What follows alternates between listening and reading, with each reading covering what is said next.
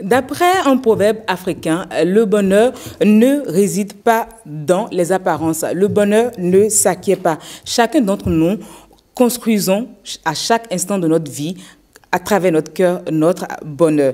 Le bonheur que moi, je vous invite à construire avec moi sur ce plateau dans le rendez-vous de midi de ce jour, c'est d'aller à l'amour pour voir en quoi l'amour et la haine se côtoient. Voir également avec notre fiscaliste, c'est quoi le quitus fiscal. Et enfin, ensemble, toujours dans la mode, voir qu'est-ce que les hommes nous proposent comme tendance en vogue actuellement. Fidèles téléspectateurs, le rendez-vous de midi, c'est toujours dans la bonne humeur, la bonne ambiance, mais passant cette bonne musique que je vous invite à écouter. De l'amour à la haine, il n'y a qu'un pas, et l'amour, c'est un sentiment qui s'entretient. N'oublions surtout pas. Et sur ce plateau, le sentiment que nous allons entretenir, c'est d'abord d'aller à SOS Rendez-vous de midi.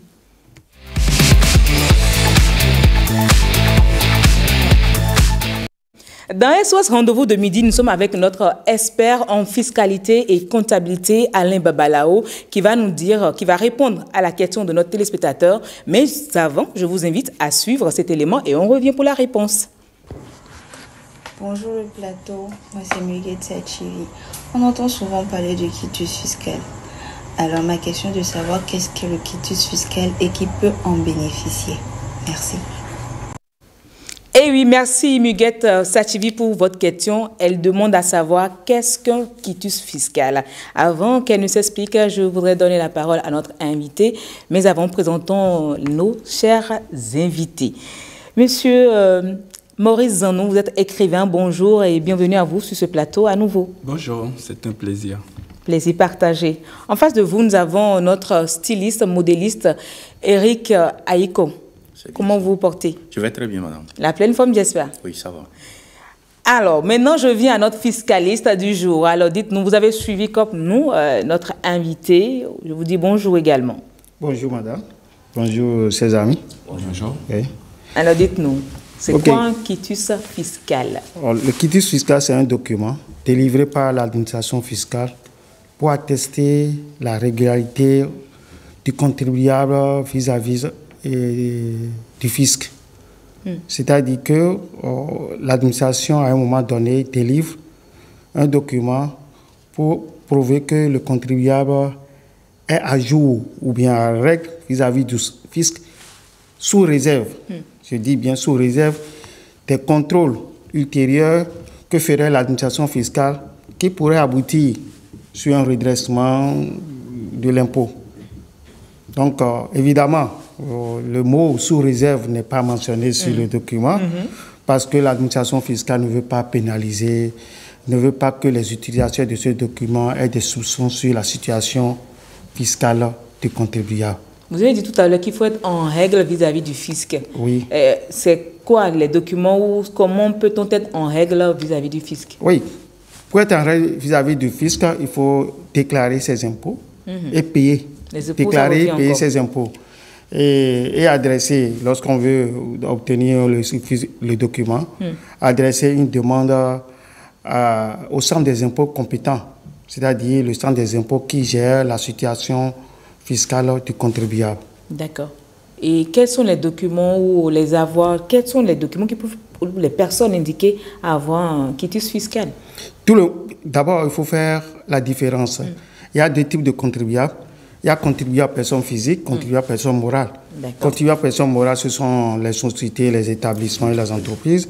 Contribuable personne physique, ce sont ceux qui disposent des biens immobiliers et autres. Donc, pour les contribuables personnes morales, ils ont une périodicité pour payer les impôts. Maintenant, c'est par mois ou bien chaque 3 mois. Donc, il faut déclarer ses impôts et payer. Et pour les contribuables personnes non physiques, l'impôt peut être annuel ou bien l'impôt peut être exigé lors de l'achat d'un immeuble, etc. Et pour l'achat d'un immeuble, on paie une seule fois ou c'est chaque 3 mois? Ou quand on paie une fois, c'est fini, on ne paie plus? Oui, pour l'achat d'un immeuble, il y a d'abord au préalable les impôts exigés lors de l'achat. Et lorsqu'on est propriétaire d'un immeuble, il y a l'impôt annuel qu'il faut payer. Donc chaque année, il faut payer ou parfois on peut aller par mois rapidement régler pour ne pas accumuler des dettes. Des dettes. D'accord. Alors, quelle est la durée de validité d'un quitus fiscal? Puisqu'on dit qu'il faut être en règle selon les mois, sur l'année, quelle est la durée de vie?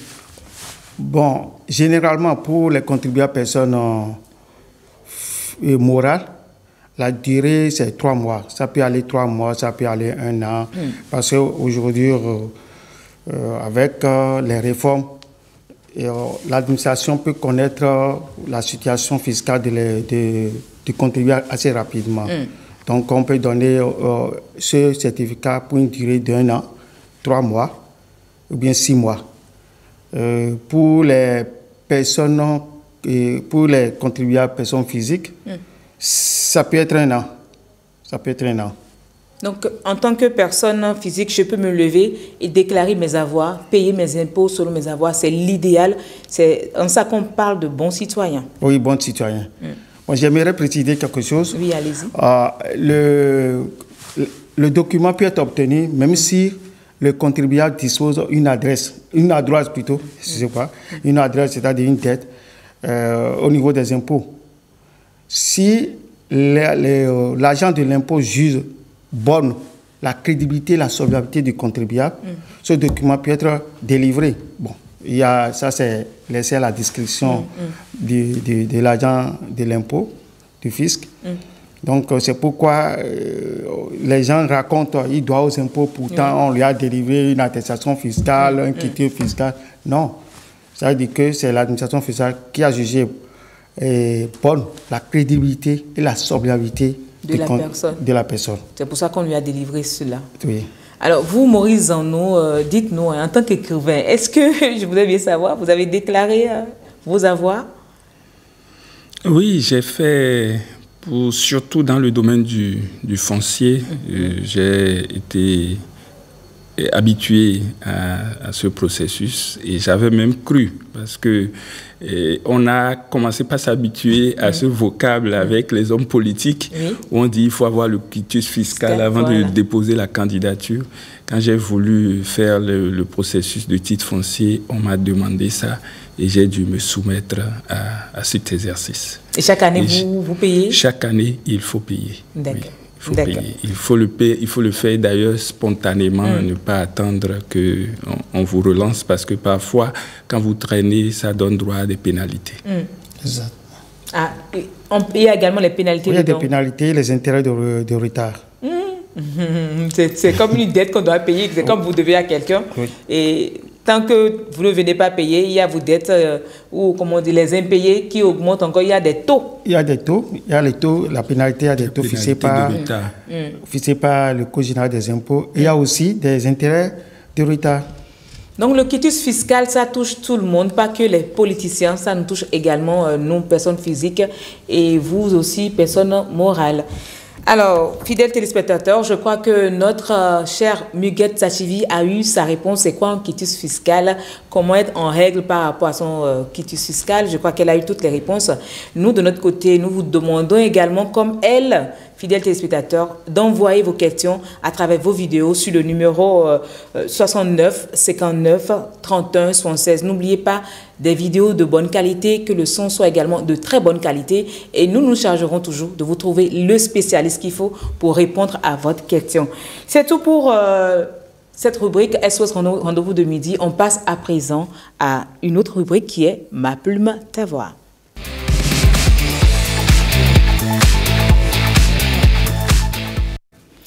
Et oui, dans Ma plume, ta voix, nous sommes avec un agent du service de l'agence l'Agence nationale pour l'emploi, ANPE. Il est également écrivain à ses heures perdues. Il est auteur de 2 ouvrages, mais aujourd'hui, il nous présente d'abord son tout premier ouvrage, son tout premier roman qui est Innocente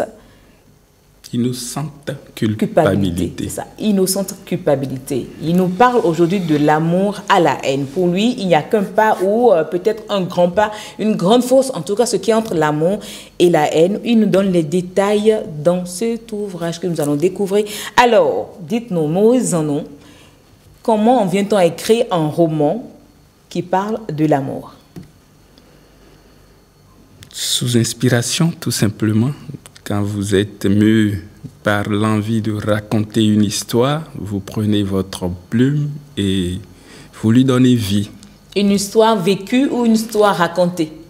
Pas forcément. Dans le cas d'espèce, c'est le cumul de plusieurs portions d'histoire vécues, entendues, vues, que j'ai essayé quand même de mettre ensemble pour toucher. Pour toucher. Alors, dites-nous, pourquoi le titre « Innocente culpabilité » ? Quand on parle d'innocence, pourquoi encore être coupable? Oui, il y a une dualité dans le titre, une dualité qui ressemble à de la contradiction. Parce que d'habitude, le mot innocent est diamétralement opposé au mot coupable. Oui. Maintenant qu'on les voit tous deux dans un titre, ça fait bizarre, mais ça exprime la profondeur de l'histoire qui est racontée. Alors, quelle histoire est racontée dans cet ouvrage? C'est l'histoire de Jean-Luc et de Mélanie, qui au début sont deux jeunes qui se sont amourachés l'un de l'autre, qui avaient de beaux projets d'avenir, qui voulaient convoler en juste noces, donc qui avaient commencé les préparatifs. Et puis subitement, on ne sait pas quel mouche a piqué Jean-Luc, et puis il se lève et il dit « Bon, Mélanie, notre histoire ne peut pas continuer. » Pourquoi? Il n'a jamais donné les raisons. Et puis il vire à 360 degrés et il dit « Il veut devenir prêtre. » Ça a surpris tout le monde. Mais comme il a donné les preuves de sa vocation et il a démontré qu'il ne blaguait pas, les parents, l'environnement, tout le monde l'a laissé aller au séminaire. Il est effectivement sorti prêtre. Il a été un très bon prêtre, charismatique d'ailleurs, parce qu'il a le don de guérison. Il guérissait les malades. Et puis, un jour, Mélanie réapparaît dans sa vie. Après qu'il soit devenu prêtre. Prêtre, des années après, ils ne se sont pas vus. Et Mélanie réapparaît. Et contre toute attente, Mélanie veut revivre le passé. Et il a accepté? Est-ce qu'elle va y arriver? Est-ce que Jean-Luc va se laisser faire? C'est le nœud même du roman. Le nœud du roman que je voudrais partager un extrait du roman avec les téléspectateurs. C'est la page 109 qui dit ceci. Tu dis ta vérité. Si vraiment tu m'aimais, tu ne m'aurais pas forcément accusé. Tu n'as pas conscience de l'erreur que tu es en train de commettre. Tu le regretteras parce que tu me pousses malheureusement à porter plainte pour diffamation. C'est plutôt moi qui vais porter plainte contre toi pour refus de paternité et incitation à l'avortement. D'accord, vas-y. Tu veux salir ma réputation pour assouvir une antipathie injustifiée? Tu n'as aucune preuve de ton accusation. Je ne suis pas le père de ton enfant et je te le répète pour la dernière fois, je ne t'ai non plus jamais conseillé d'avorter. Je viens de constater que tu portes effectivement un enfant. Je te conseille d'être humaine et d'en informer le géniteur. À deux, vous donnerez beaucoup d'amour à ce magnifique cadeau de Dieu. Voilà que le géniteur nie en bloc sa paternité.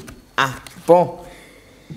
Et oui, vous avez suivi comme moi, fidèles téléspectateurs. Est-ce que c'est ça le résultat? Finalement, elle est tombée enceinte du prêtre ou c'est un autre géniteur? Le suspense est là. Elle n'est pas tombée enceinte du prêtre, mais elle a voulu porter la paternité de la grossesse au prêtre. Est-ce par amour? Est-ce par haine?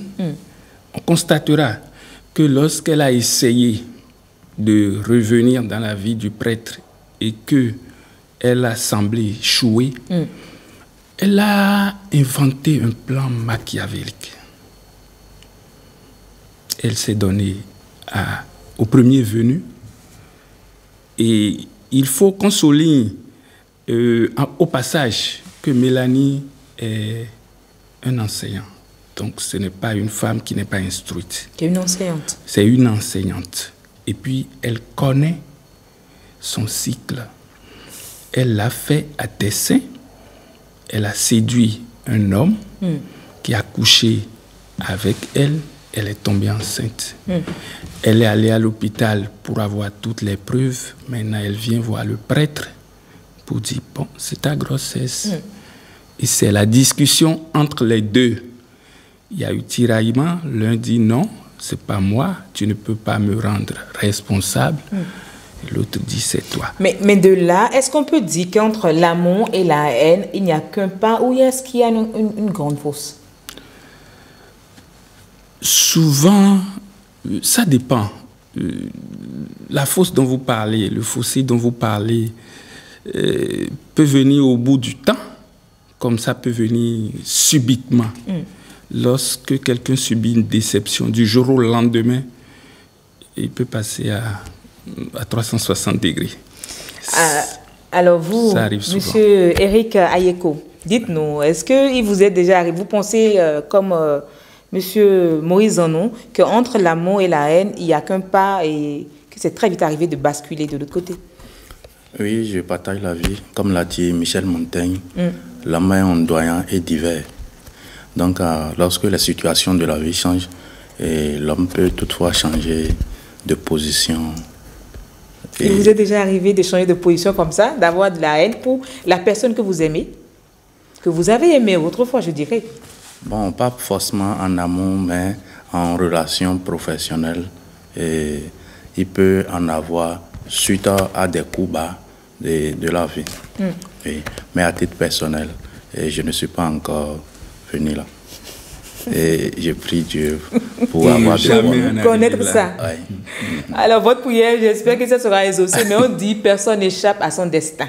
Oui. Si votre destin, c'est de prendre par là, vous allez prendre par là. Je partage.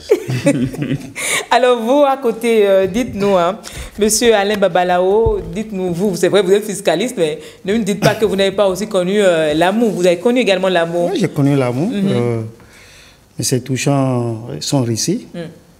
C'est pourquoi on dit souvent l'amour est aveugle, mais il ne faut pas être aveuglé par l'amour. Si on est aveuglé par l'amour, ça conduit souvent à la haine. Parce que aimer l'autre, c'est de laisser exprimer ses désirs et ses convictions et de le comprendre. Comprendre l'autre dans ses choix. Si on ne fait pas ce pas et on veut l'autre pour soi et uniquement pour soi, lorsque il y a un couac, ça conduit souvent à la haine. Aussi bien dans les relations. Parce que lorsqu'on entretient une relation avec une personne, il faut toujours prendre l'autre qu'il est unique dans son genre. Il n'est pas... C'est qu'il ne peut pas être ce que je veux. Laissez lui sa liberté de penser, d'agir et de le comprendre. Si on ne le fait pas, lorsque l'autre commence à démontrer un certain comportement, on se dit, il m'a trahi, il m'a dit, il m'a fait ci. Et là, ça peut amener à la haine. À la haine. Eric a quelque chose à ajouter? Oui, c'est vrai ce que Monsieur Babalao dit. Mais moi, je voudrais ajouter, dans toute relation, ça dépend de la base. Ça dépend de la base et ça dépend aussi de la vision des partenaires. Puisque c'est bien de dire qu'il faut laisser son partenaire ou sa partenaire être libre, en griffe. Et toutefois, cette liberté peut enfreindre, comment on appelle, la poursuite de la vision de l'autre, de l'un ou de l'autre. Donc, à des moments donnés, l'idéal, c'est de pouvoir s'asseoir et échanger sur la vision de la relation. C'est très important avant de s'engager véritablement. Je veux bien savoir, est-ce que dans l'ouvrage, à un moment donné, les deux protagonistes ont eu le temps de discuter de leurs sentiments avant que Jean-Luc n'aille vers sa mission? Non, justement, c'est ce qui a manqué. C'est ce qui a manqué. Jean-Luc n'a véritablement pas voulu donner les raisons qui l'ont poussé à prendre la décision ultime mais ça l'a rattrapé. Ça l'a rattrapé. Peut-être que si il avait joué franc jeu, peut-être que la situation n'aurait pas été dramatique. Parce que Mélanie n'a jamais digéré le fait qu'elle l'ait abandonnée. Elle est restée fidèle. Elle ne s'est pas mariée. Et elle est restée vierge jusqu'à ce que, au beau milieu du récit, un drame arriva. Parce qu'elle était tellement amoureuse qu'elle n'a pas accepté que Jean-Luc l'ait abandonnée sans raison. Oui, alors que l'autre avait une raison relativement fondée. C'est l'amour, ça. Quand ça vous prend vraiment, on et je vous ajoute que la raison qui a poussé Jean-Luc à prendre cette décision trouve son ancrage aussi dans l'amour. C'est parce qu'elle l'aime, c'est parce qu'il aime profondément Mélanie qu'il a dit, avec la révélation que je viens d'avoir, il vaut mieux pour moi ne pas s'engager avec cette dame que j'aime, au péril de ne pas pouvoir lui donner satisfaction. Bon, moi, je voudrais bien imaginer, suivez mon regard. Qu'est-ce qui fait qu'un monsieur, parce qu'il aime, oui, il aime la dame, mais par amour, c'est par amour qu'il a pris la décision. Bon, je sais que pour devenir prêtre, on fait des contrôles. Si j'aurais demandé qu'est-ce qui s'est passé, qu'est-ce qu'il y a. Si vous voulez, on va lever un peu un coin de voile sur l'affaire. Non, je préfère qu'on ne lève pas. Je préfère que les téléspectateurs aillent lire vraiment et comprennent réellement le sens, l'histoire autour. Oui. Quand l'innocence devient une culpabilité. C'est une histoire plein de rebondissements, oui, où le livre a été présenté au prix du président de la République. Et il a reçu le 2e prix. Et bien qu'il ait reçu le 2e prix et que dans les dispositions, il n'est pas prévu qu'il soit édité, le jury avait particulièrement recommandé son édition. Malheureusement, les choses n'ont pas suivi et puis au fil des ans, nous avons pris les dispositions pour éditer quand même. Mais quand on voit la première page là, on voit qu'il y a la photo d'un prêtre ou d'un homme. D'un prêtre au tribunal. Au tribunal. Oui. Donc l'affaire, elle est même juste devant l'affaire, elle est au tribunal. Donc elle a réellement porté plainte comme elle a dit. En tout cas, quand vous allez lire, vous allez voir qu'il y a même plus que ça. Il y a plus que ça. Merci de nous donner cette envie de lire non seulement le roman Innocente culpabilité, mais également l'envie de lire un ouvrage chaque jour. Essayez de prendre un livre, commencez, allez jusqu'au bout, prenez le suivant et lisez. Merci beaucoup Maurice Zano pour avoir mis à notre disposition ce roman, ce bel ouvrage. Merci. Alors, nous avons fini avec Ma plume, ta voix. On ferme cette plume pour aller vers une autre plume qui est Mode Beauté.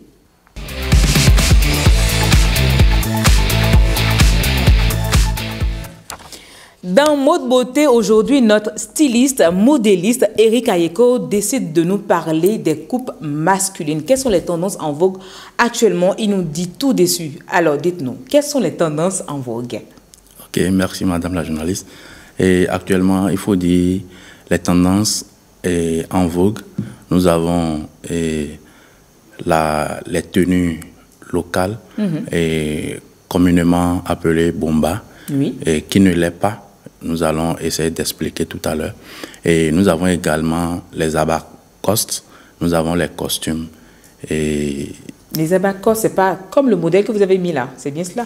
Abacostes, c'est les costumes à manches courtes. D'accord. Ouais, abacostes. Ok, abat. Ouais. Ah oui, oui, costume. Oui, ouais, à manches courtes.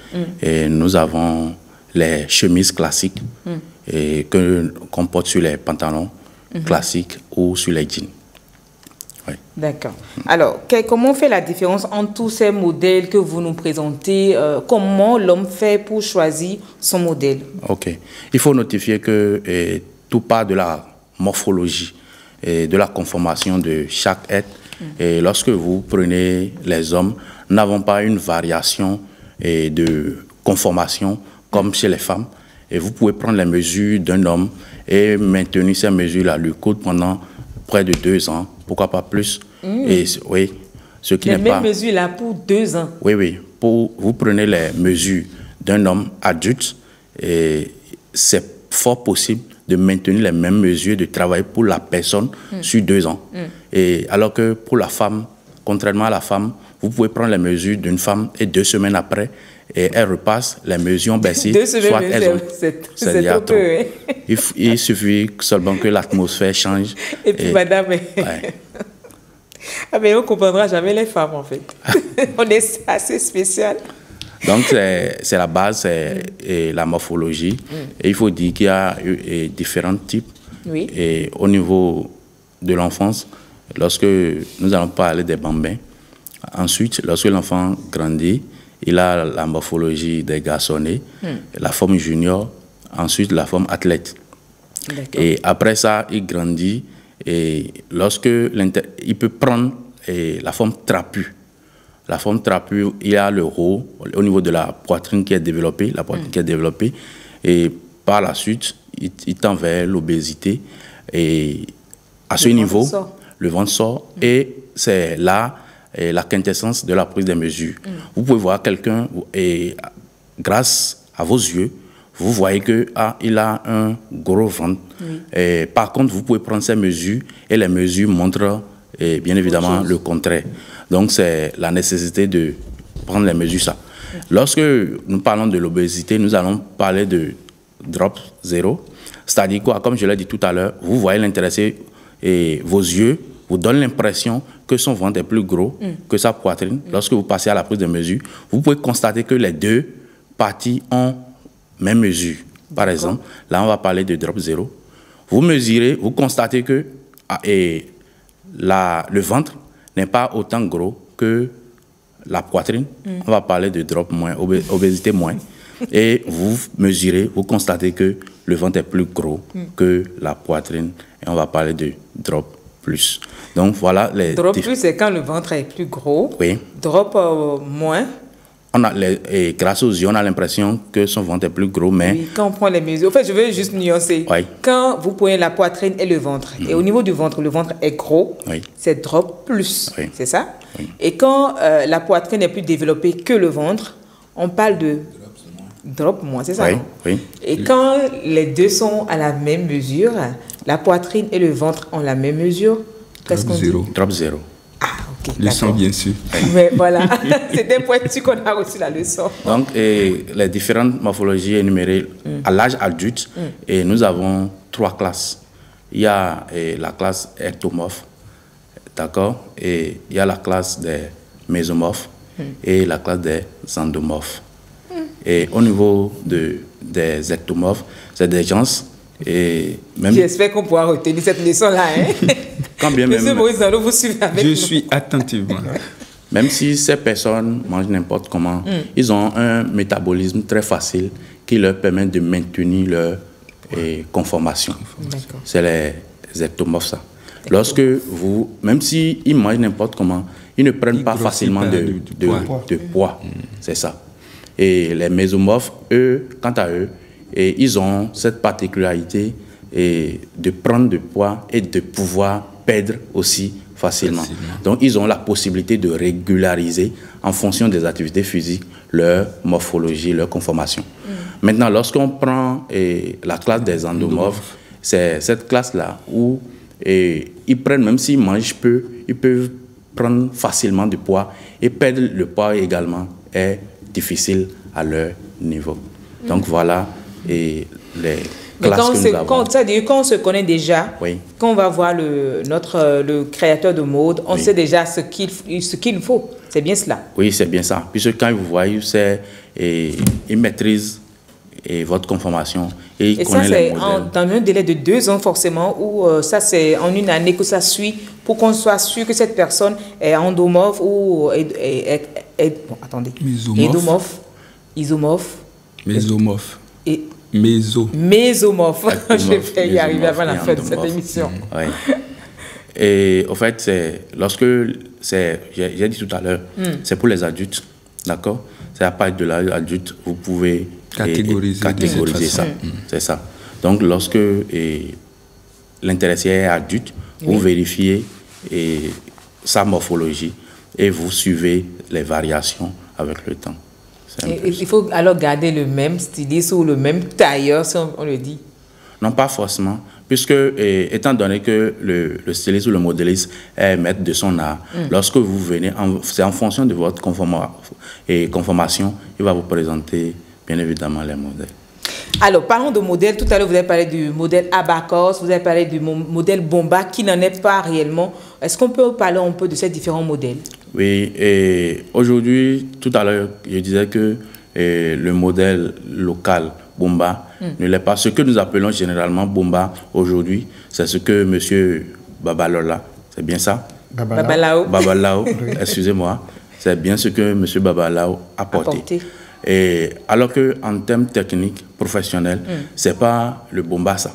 Là, c'est une chemise classique à col rond. C'est une chemise classique à col rond. Le Bomba aujourd'hui n'est pas d'actualité en tant que tel et sur le territoire et genre, dans notre zone ici. Pour voir le Bomba actuellement, vous allez trouver ça dans les zones sur le plateau d'Abomey et Porte-Novo.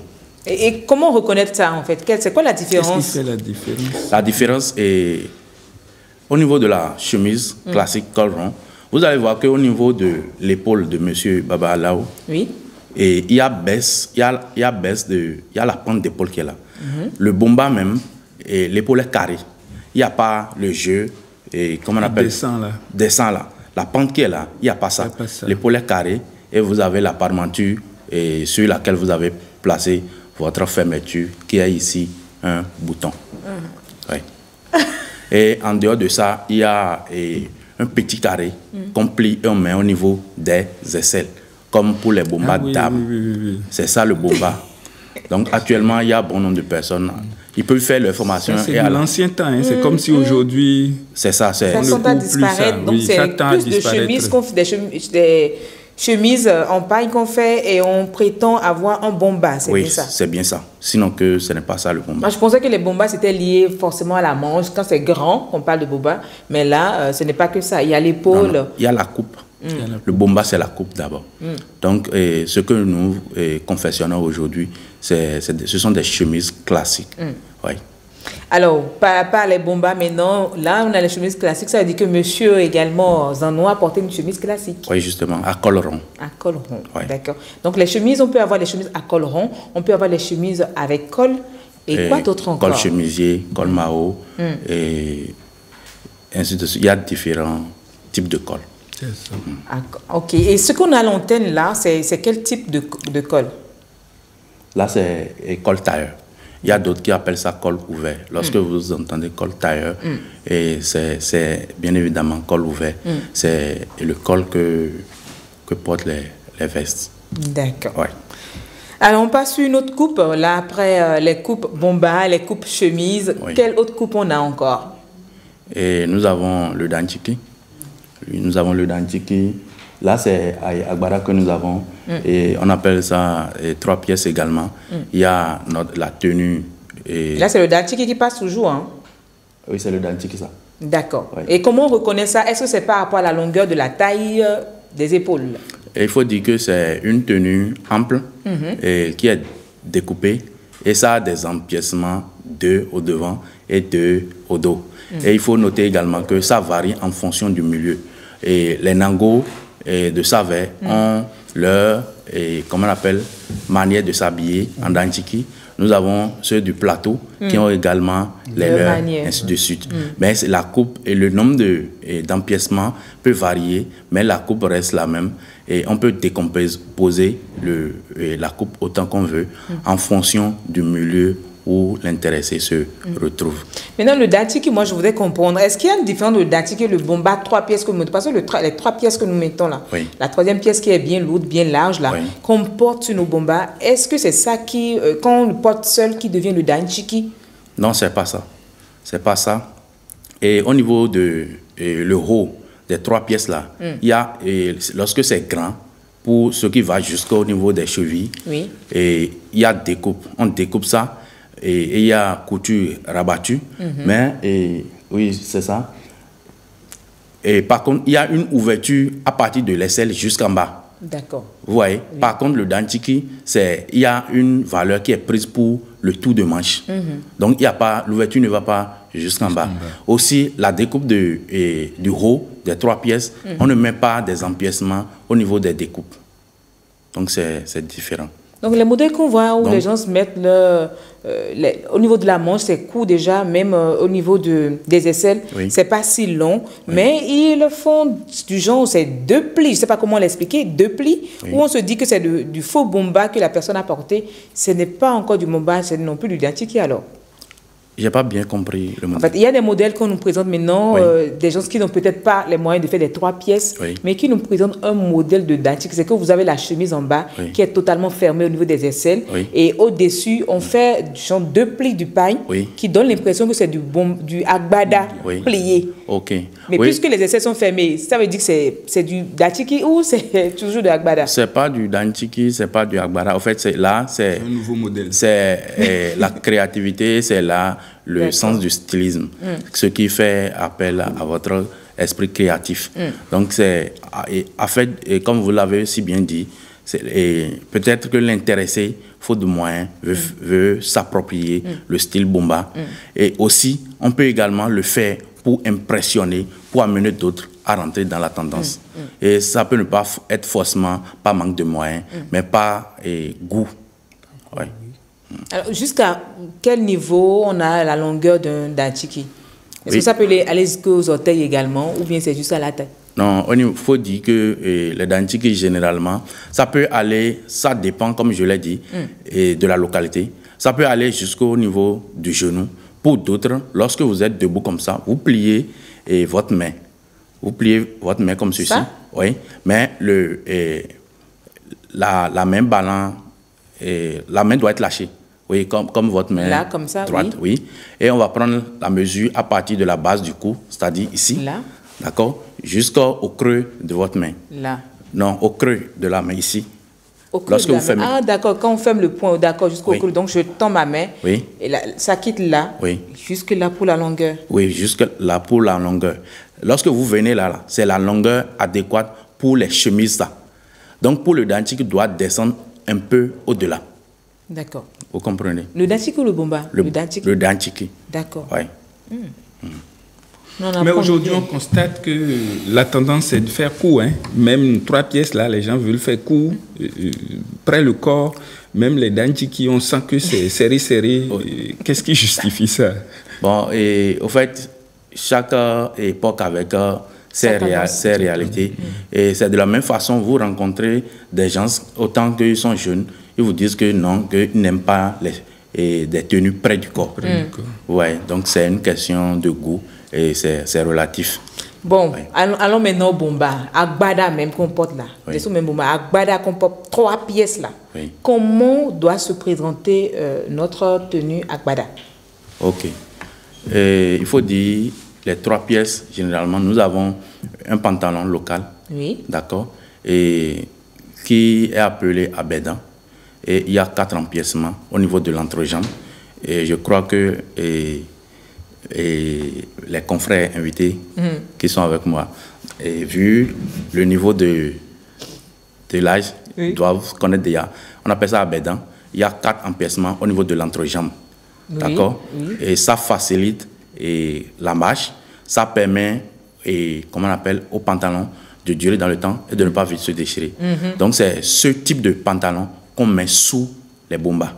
Et ça porte à disparition, ce n'est plus cousu autant comme les autres pantalons actuellement. Maintenant, on fait des pantalons chemises, des pantalons, comment on dit, avec ceinturon. C'est toujours du agbada, ça? Non, non. Donc, je suis en train d'expliquer ce qui est normal. À l'origine, merci. Donc, c'est le pantalon abedan là, qui est en bas, et vous mettez le bomba, le haut bomba. D'abord, que vous pouvez broder ou non. Vous pouvez faire une patte, d'accord, sur ça, sans broder, comme vous pouvez la broder. Et mettre maintenant le haut qui est brodé. Ça peut être une broderie à main, comme à la machine. Oui. Ça, c'est normalement agbada, ça. Oui. Maintenant, ce qu'on voit, où le pantalon a des ceintures, on peut porter des ceintures. Et le bomba que vous semblez dire, qui doit être sur le pantalon en bas, porte des chemises avec manchettes. Et puis on met l'autre 3 pièces dessus, bien grand. Oui. Est-ce que c'est également du agbada? Est-ce que ce n'est pas un message justement, c'est un message. C'est un message. Est-ce que nous sommes en train de dire ça aussi, ce côté culturel? Ça aussi, le côté culturel. Et vous pouvez avoir un client à qui vous avez l'habitude de coudre et vous mettez les codes dans les pantalons locaux,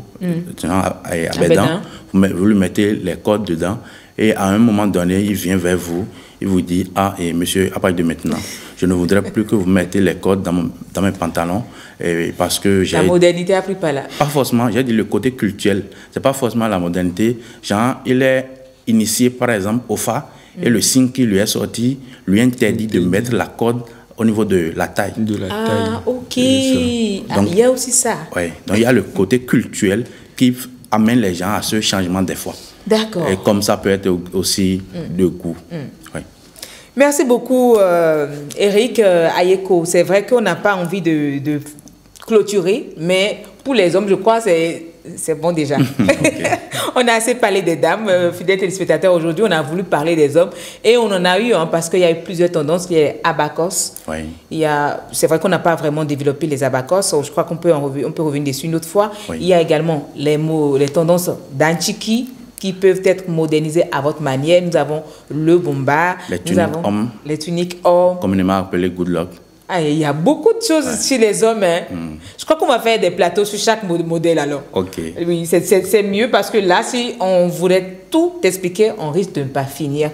Or, nos téléspectateurs, tout est question d'heures sur ce plateau. On doit libérer pour que le journal s'installe. On doit également libérer pour que certains aillent manger pour continuer dans leurs travaux. Ce sera tout pour le rendez-vous de midi de ce jour, fidèles téléspectateurs. C'est un plaisir de rester en votre compagnie, de vous avoir présenté ces différents plateaux depuis le quitus fiscal, puis de l'amour à la reine à travers le roman Innocente culpabilité jusqu'à tendance en vogue avec les hommes qui nous parlent de leur modèle. Ce sera tout pour le rendez-vous. Comme je l'ai dit, à la prochaine pour notre rendez-vous. Portez-vous bien. Bye bye et bon appétit.